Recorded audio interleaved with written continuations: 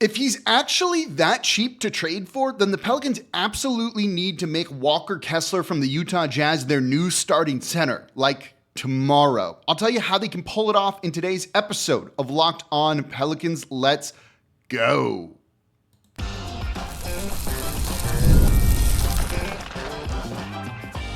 You are Locked On Pelicans, your daily New Orleans Pelicans podcast, part of the Locked On Podcast Network, your team every day.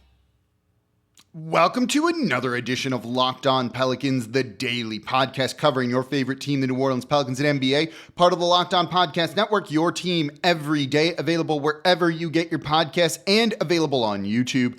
I'm your host, Pelicans Insider, credential member of the media, Jake Madison, at NOLA Jake on Twitter. Here with y'all on this Thursday, and we'll get into Summer League stuff tomorrow, but I want to focus on the center position because we're hearing some rumors about Walker Kessler, and that's who should be starting for the Pelicans as their roster is constructed right now, and that includes Brandon Ingram on the team, and it might even include Brandon Ingram off the team. I'll break down why Walker Kessler is the best fit, what he would bring to the team, and what the trade would need to look like. Then we're going to go into the luxury tax because, look, the Pelicans have to pay it this season. And then we'll look at a couple of other options for the center spot because they need to upgrade that area, and that is the biggest weakness they have right now. That's all in today's episode of Locked On Pelicans. Today's episode of Locked On Pelicans is brought to you by Game Time. Download the Game Time app, create an account, use code LOCKEDONNBA for $20 off your first purchase. Terms apply. And of course, thank you for making Locked On Pelicans your first listen today and every day. We're here Monday through Friday, the #1 Pelicans podcast, covering everything you want to know about this Pelicans team. So please subscribe wherever you get your podcast. Join over 10,000 Pelicans fans on YouTube as well. So let's get into this one. Walker Kessler. This is a name that has been brought up a lot in the past couple of weeks as the Pelicans look for a starting center. And there's a number of reasons why.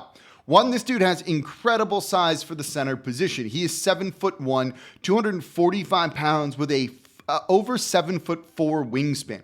And he's one of the better shot blockers in the league. This is someone who averaged 2.4 blocks per game last season. That was second in the league. When you get down into some of the advanced stats, looking at block percentage, and this is the percentage of shots blocked when he was on the floor, and it's just 2-point field goal attempts, it was 9.2. Like, that is really good. He's blocking almost 10% of shot attempts when he's out there on the court. That is an incredibly strong number. He's also a very good rebounder, ranks in the top 15 in terms of offensive boards. He's a very good defensive rebounder too. Not an elite level, but like a step or two, slight step or two below that. This guy makes a ton of sense, and he's young. Right? He's young. This is someone who's just 22 years old. He'll be 23 next season. And he doesn't make a ton of money on a rookie deal right now, basically making $3 million next season. We'll go into the money stuff in a second here. So there's reasons to like Walker Kessler. Now, there's reasons to not love him. I am somewhat skeptical about his ability to be a full-time starter in the NBA. His numbers slightly regressed in terms of offense for the Utah Jazz last season. He wasn't as good as he was his rookie year. Last year was his second year in the league. The per 36 numbers bear that out. So if you gave him equal opportunity, he was just worse. Why that doesn't worry me a ton is because the Pelicans don't need him to be elite at anything, particularly offensively. Just grab some boards and block some shots, right? Like, that's what you want. He's not the most mobile, so he can't fully defend on the perimeter like you'd like him to. But if you need just an option, and the Pelicans need a better option than Daniel Tice or Yves Missi right now, Walker Kessler is probably the best available center. And it sounds like he can be had for not nearly as much as you might think. You know, there have been reports out there that it might just take a first-round pick. I texted someone with the Utah Jazz, kind of curious, saying, would a pick get it done? And the answer was maybe. Maybe you need to include something else. You know, there's been a report from Ian Begley that the Utah Jazz turned down 2 first-round picks from the New York Knicks, but not all first-round picks are equal. You know, picks from the Knicks, when you're making them better, aren't that valuable. And if there's protections on them, that changes things too. They're expected to be one of the better teams in the East, one of the top 3 teams alongside the Boston Celtics and the Philadelphia 76ers. So maybe other picks, a Pelicans pick or future picks from elsewhere, are intriguing to them. And they would be open to that sort of thing. And notice I'm saying picks because I would not do this deal if I'm including a player in there. I think you can still figure out the center position through a Brandon Ingram trade, and more on that in a second. As it stands right now, the Pelicans are essentially $900,000 below the luxury tax. If you were to trade away Jordan Hawkins or Jeremiah Robinson-Earl and bring in Walker Kessler in that deal, you could stay under the luxury tax. I don't want to do that. I don't want to do that at all. I say do this and absorb Walker Kessler into one of the 2 traded player exceptions that you have. And if you're unsure of what that is, we talked about this earlier in the week explaining how they work. Essentially, because salary needs to be equal when you're an over-the-cap team, as the Pelicans are in trades, or about equal. A traded player exception does that. You can trade a first-round pick and no other salary and absorb Walker Kessler's $3 million into the Kyra Lewis Jr. traded player exception. That's $5.7 million. Now, you can't combine traded player exceptions in anything else. You can't, use, say, Jordan Hawkins and the traded player exception to go get someone that makes more money, or that'd be around like $10 million or so. But you can just absorb a guy into it. There's no reason to send out a player. Right now, with the Pelicans kind of pushing the luxury tax, and it makes sense that if they're going to kind of fill out their roster, they're going to go into it. But the other thing is they're hard capped at the first apron. They're about $6.8 million away from that. They cannot go over that $6.8 million, essentially. Bring in Walker Kessler, and that fills out your roster at this point. The Pelicans have 13 people. They have 2 open spots. You need to have 14 going into the regular season. If you trade a player for Walker Kessler, you still need to backfill that position. Here, if you just absorb him into the traded player exception, your roster's set. You don't need to go and sign anyone else. This keeps you from reaching that first apron hard cap number. It even gives you a little bit of flexibility to potentially make moves at the trade deadline or during the regular season.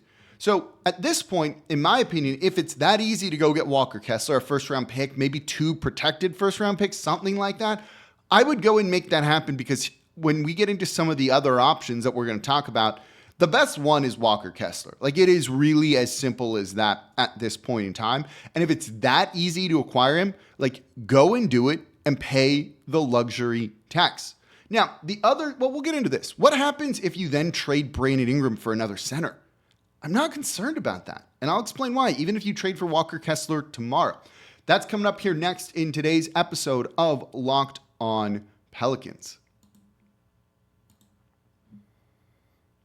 Today's episode of Locked On Pelicans is brought to you by Game Time. Game Time is my go-to ticketing app. Whether it's baseball games, they're an official ticketing partner of Major League Baseball. So if you want to get out to the park, have some snacks, have some drinks, enjoy the outdoors in the summer, no better way to do that than a Major League Baseball ballpark. It's a lot of fun. There's no team in New Orleans, but if you're traveling, go check out one of the new stadiums. And if you've never been to one of the stadiums and you want to know if you're getting good seats, with Game Time, you get to see the view from your seat before you buy. And they have all-in pricing up front, so you're never going to be surprised by additional fees or anything like that. I actually just used Game Time to buy tickets to a soccer game. This is my go-to ticketing app because it takes the guesswork out of buying tickets. They have flash deals, all-in pricing, and the low price guarantee. Game Time will credit you 110% of the difference if you find tickets in the same section and row for less. So take the guesswork out of buying MLB tickets with Game Time. Download the Game Time app, create an account, and use code LOCKEDONNBA for $20 off your first purchase. Terms apply. Again, create an account, redeem code LOCKEDONNBA for $20 off. Download Game Time today. Last minute tickets, lowest prices guaranteed.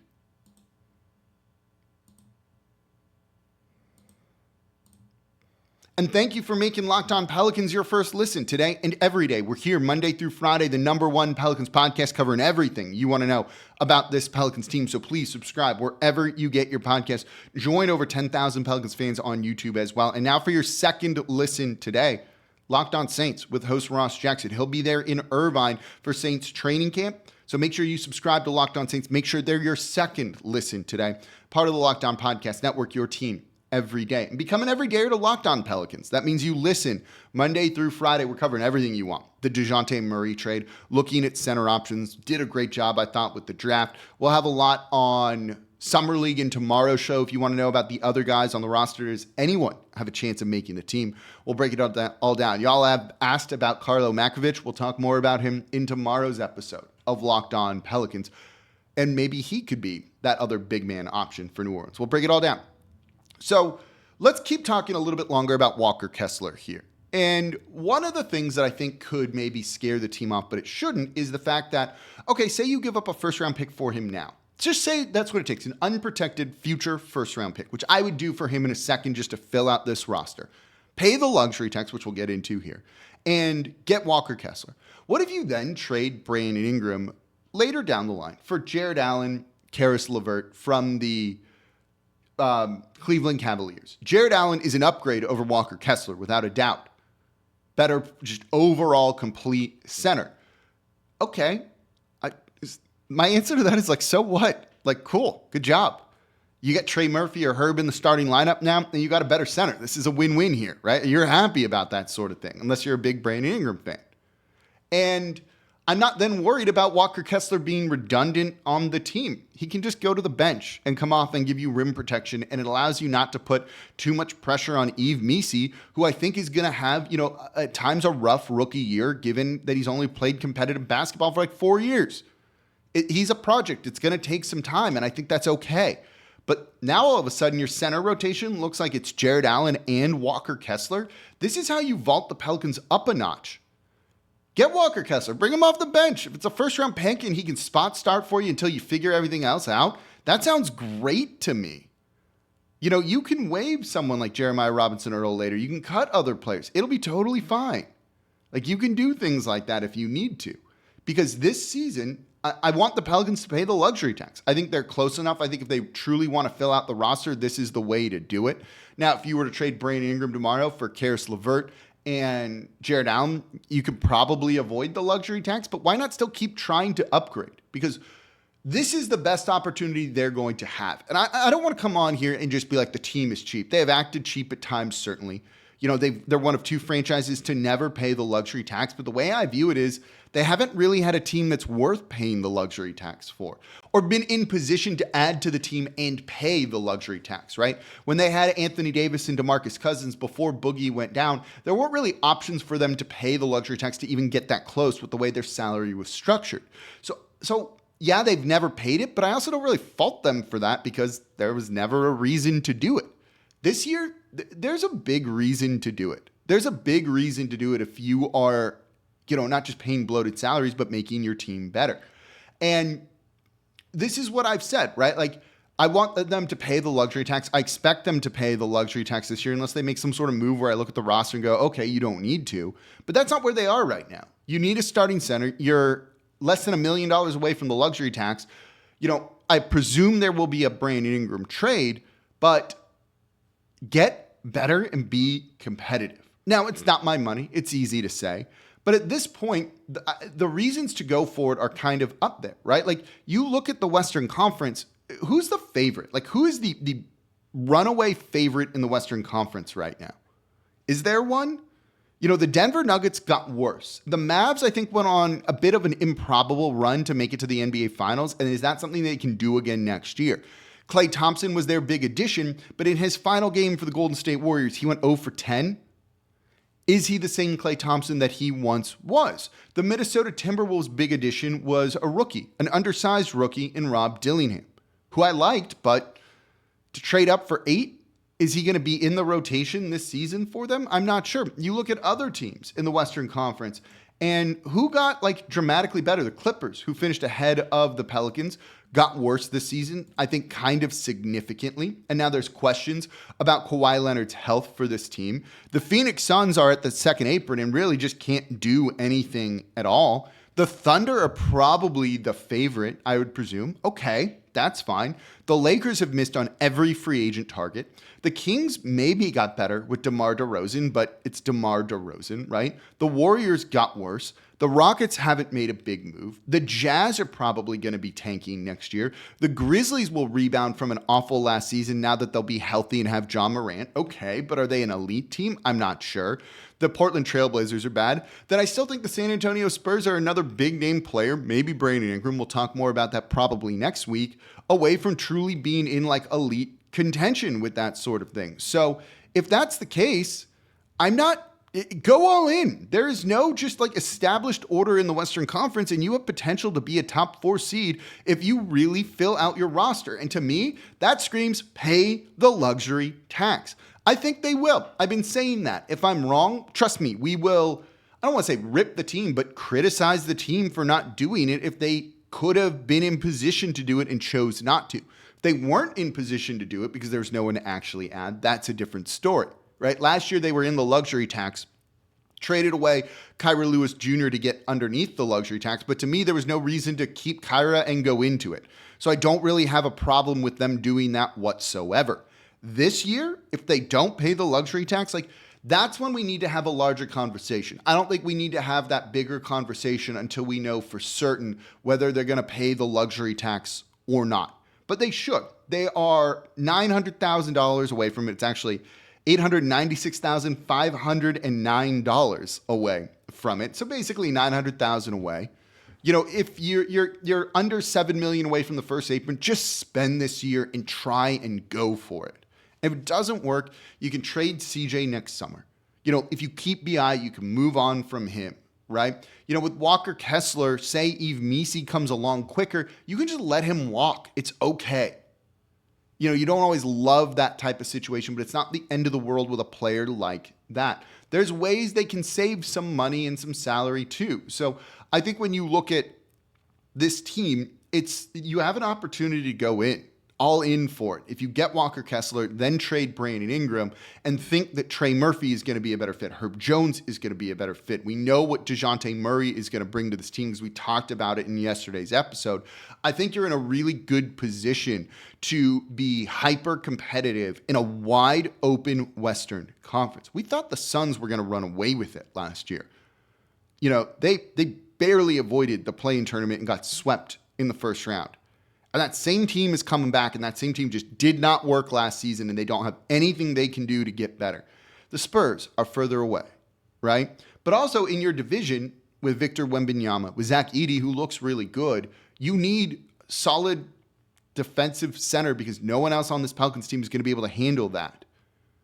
Walker Kessler, and then maybe trading Brandon Ingram and bringing someone else in. I think those are all the moves that mean pay the luxury tax, like go and make it happen. If you're a longtime listener of the show, one of the things you've heard me say the past couple of years, if there's someone you like, go and get that guy. If you overpay a little bit, it's fine. Go and get the guy that you truly value and think is going to elevate your team. And to me, right now, based on what we're seeing and how the center market looks, that's Walker Kessler, right? That's Walker Kessler. So go and make it happen because we're going to go over. We're about to get there. Other names for the Pelicans to look at, you know, in free agency or the trade market, I should say, that fit into either that Kyra Lewis Jr. exception or the Jonas Valanciunas exception. It's not great. Like, it's really not good of guys that you can go and get salary-wise that fit into those positions. You know, that's something that I think the Pelicans need to factor in. So go and upgrade your team and be competitive next year and try and win some games. If it doesn't work out, it doesn't work out. Now, I'm not getting fired if that's the case, but I still think at a certain point, you've got to take some risks and go for it. And the Pelicans are feeling like it seems like that's how they're feeling. And that makes me excited for moves that could potentially come. So coming up next, say Walker Kessler actually isn't available. And we'll get into why he might not be because it's Danny Ainge. Who are some of the other names that they could get? And it's not great, but there's a few out there, but there's some concerns with all of them too. So let's break that down coming up here next in today's episode of Locked On Pelicans.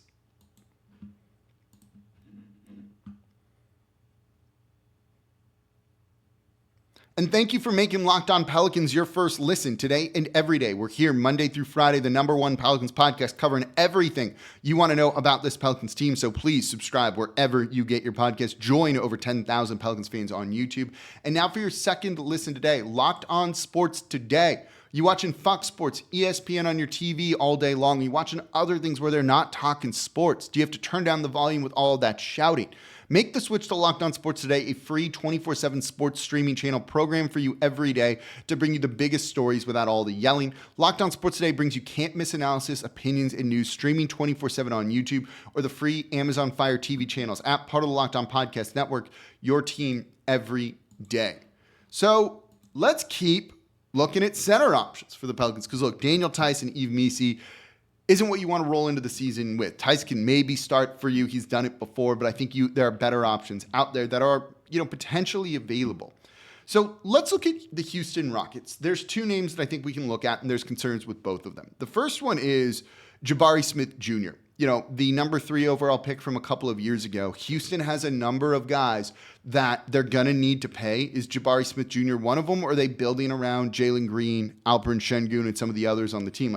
All of these guys, because they've had so many first-round draft picks, are up for massive max extensions, and can you pay all of them? I'm not sure that you can.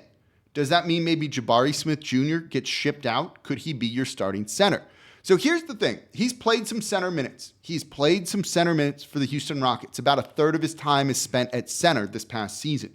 But primarily, he's a power forward. Yes, he has good size, 6'10", 6'11", but I don't know if he is your full-time 5. Maybe you don't need that here in New Orleans, but I do also think that someone of his kind of stature where he was drafted is going to have those kind of expectations of playing 36-plus minutes per game, and can you give him that, at the center position? And I don't think he's done enough to really kind of prove that just yet.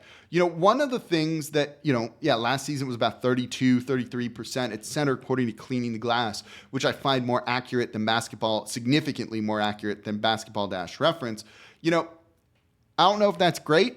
They were better with him at center than they were at power forward, but the Houston Rockets at times were a bit of a mess last season. So I don't know how to make sense of some of that, to be perfectly honest with you. When you look at what he brings to the team, he's not a rim protector at all. He's a good rebounder. I agree, at least in terms of defensive boards, but he doesn't go after the offensive boards whatsoever.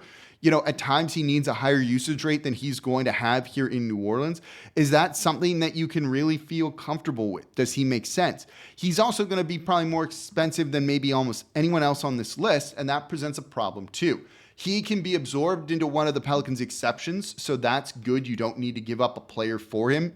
This year he can go into the Jonas Valanciunas traded player exception as I look at it. I think it's just hard. I don't know if the fit's exactly there to give up probably 2 first-round picks, which is what you would need to bring him in. Another option from Houston, and this one's bad, is Jock Landale. This guy is not good. You could get him for a second-round pick, probably a fake second-round pick you could get him, but I would not, you could absorb him into one of the traded player exceptions. I wouldn't do it, though, because he's not good. Another name that I found kind of interesting and thought about for all of 30 seconds was Al Horford. Fits into the Jonas Valanciunas traded player exception, except the Boston Celtics are never going to do that. I think he could be great. Spaces the court, gives you kind of that veteran presence, but there's no way he is leaving Boston whatsoever. So that leads to kind of 3 more options. Let's mention Jalen Duren from the Pistons. I don't think they're going to move him for just a pick. I don't think that's something that they're really interested in. You need to give up a quality player or a Brandon Ingram trade built around that, and I just don't think that that's what they want to do anymore. Another option is someone like Kevon Looney from the Golden State Warriors. He plays exclusively center for them. They win their minutes with him out there on the court. He's not an elite option, but he's got kind of that experience. Would they part with him? I'm not sure. If you traded Brandon Ingram to the Golden State Warriors, could he be included in a deal? Yeah, absolutely. He's come off the bench. He's kind of just done everything for them at times, but he is a little bit undersized, 6'8", 6'9". Can you get away with that when Zion Williamson himself, even though he plays much bigger, a little bit undersized too? And that's not something that I'm entirely sure of, right? This is someone who's also not a rim protector. He is a very good defensive rebounder and just rebounder in general. So as an option, I don't hate it. He makes $8 million. So you would need to send out some salary in a deal to get something like that done because they only have about 6.8 that they're allowed to add to this roster right now. But I'm sure there's a way you could kind of figure out a deal. And it sounds like Golden State, if they want to make a run at someone like Lauri Markkanen, maybe needs an additional first-round pick. So is there a way to maybe structure a trade where you give them some sort of protected first-round pick for Kevon Looney, and then they use that for Lauri Markkanen? Could be, but that also kind of solves the option for the Pelicans there too. And then the final guy to look at, and this goes into something we talked about the other day on Locked On Pelicans, is Mark Williams, the center from the Charlotte Hornets. That's a team that I feel like wants to be competitive this season, and they're not going to be. They should be better tanking for Cooper Flagg. Could you maybe try and pry Mark Williams away? He was injured the majority of last season for them, only playing 19 games, but he's a young center a la Walker Kessler. He'll be 23 next year. That maybe gives you what you need and could be available. Not a rim protector. He's a very good rebounder, though. I think of all the guys we've mentioned, he's probably the best, better than Walker Kessler.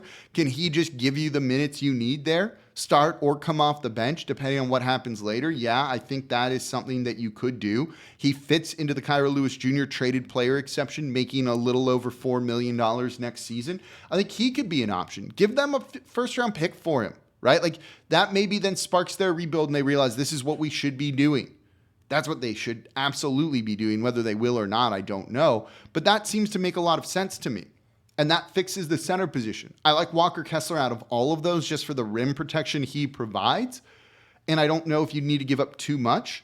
I think I kind of would then put Mark Williams, then Kevon Looney, then Jabari Smith Jr. when you factor in like what you would need to give up. Maybe Looney would be second. But those are the options. It's not bad. It's not amazing out there either. And it still gives you the option to trade Brandon Ingram. So you have future flexibility with this. This is how I think the Pelicans really level up, pay the luxury tax, maybe become a contender in the Western Conference next year. It's wide open. Shoot your shot. Go make it happen. What do you think? Do you agree? Do you disagree? Let me know in the comments down below on YouTube. Tomorrow, Summer League preview. We get our first Summer League game. Pelicans are going to be in Vegas. Who are we going to see sitting on the sidelines, by the way? Zion, Ingram. We're going to see DeJounte Murray there. You're going to see DeJounte Murray there. Oh, final thing on Walker Kessler. I didn't mention this and I said I would. I don't know if they're actually willing to trade him, right? Like, I'm not actually sure. Danny Ainge does this where he's just like, tell me what you want, what you'll give me for him. Okay, never mind, goodbye, and hangs up the phone. Danny Ainge does this. He runs the Utah Jazz. He's known for this. That makes maybe acquiring Walker Kessler a little bit harder, and that's why we talked about the other options here as well. Okay, that's really going to do it for this episode of Locked On Pelicans. I appreciate y'all so much for listening. As always, I'm your host, Jake Madison, at NOLA Jake on Twitter, and I'll be back with y'all tomorrow to preview Summer League.